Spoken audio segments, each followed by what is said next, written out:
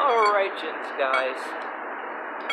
This video I'm going to show you why, in my world, you don't even achieve the split without the push-up. The push-ups are essential, where yoga doesn't even require you in a sense. Well, it kind of requires some things in a sense. It depends whose yoga it is, why mine.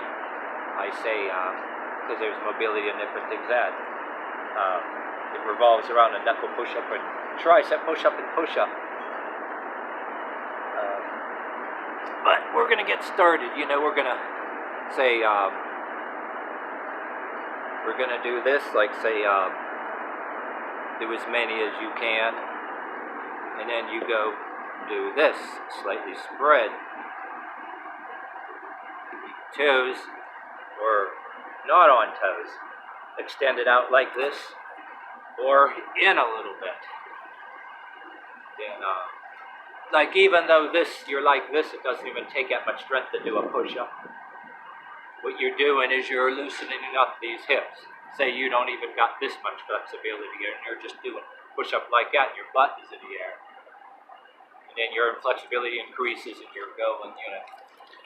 What we basically do in my method is use like a baton to learn to do push-ups.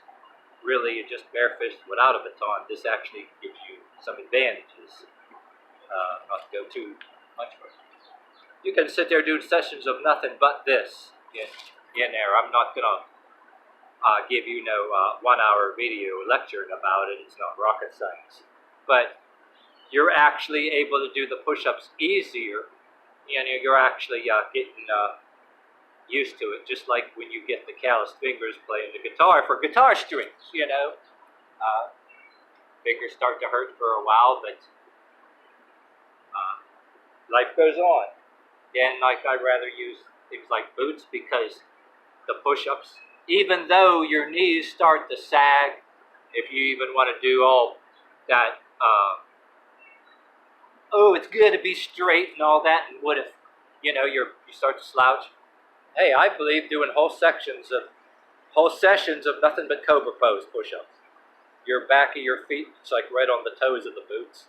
You know, the toes flipped over, not wear tennis shoes. Because even though if your knees sag, if you're trying to do straight push-up, you still have all that weight. You're still pushing all that weight. See, unlike using tennis shoes, there's less, even if your knees sag a little bit, go ahead and let the knees sag, you're still pushing all that weight. You know what I mean? You're not going to get out of pushing the weight, and the only way you get out of pushing the weight is if you give up and just stand up again. Hey, I had enough. But that's why I say, because you're doing a yoga thing, your flexibility thing too. Bend back, go like this. Do nothing but sessions of this.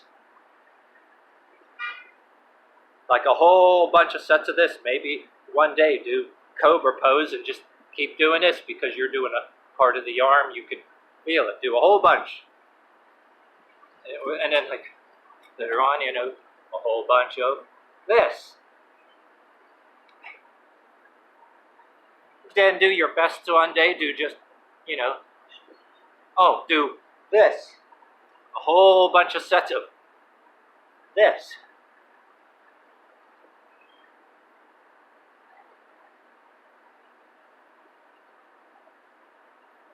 That's just how you do it. I mean, mine revolves around the push-up. Like I said, too. Wear baggy pants, too. But then later on, you know, when your flexibility increases, up, down, up, down. Or do this, just stay down. You can feel your legs pulling and everything else pulling. Back up. Then, like I said, eventually, you got it. But with or without gaining the flexibility to do the push-ups anyway. In my world, they're interconnected. You know what I'm saying? You go up and back out. Go like this a little bit. Yeah, release it. Do some of this. So your pants don't get caught when you go in sitting position. Oh. Hey, and if you fall on your butt here into a straddle, take advantage of that.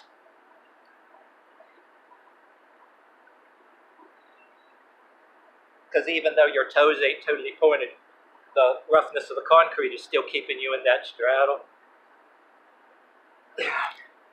Back out of it, and get back up.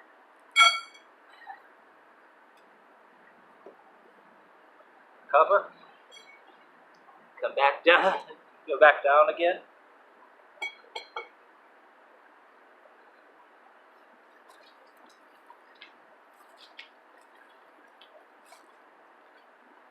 And then do this like lean forward. Just do this like leaning forward because you're doing another part of your leg when you're when you feel it going down, you're actually feeling like a bungee cord's going down there underneath your legs. Yeah.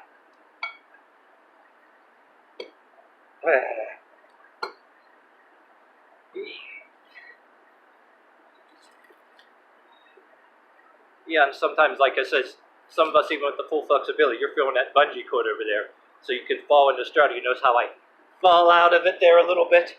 But then when I actually get it, trying to lean forward and be right on it like that, you know what I mean?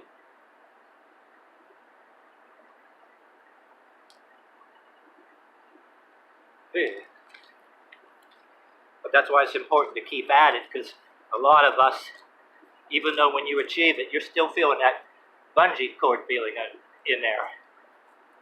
Until you get into those things where you see mostly these girls for gymnastics and ballet and all that they can do a thing called an oversplit, which is a lot. But yeah, that's enough for now.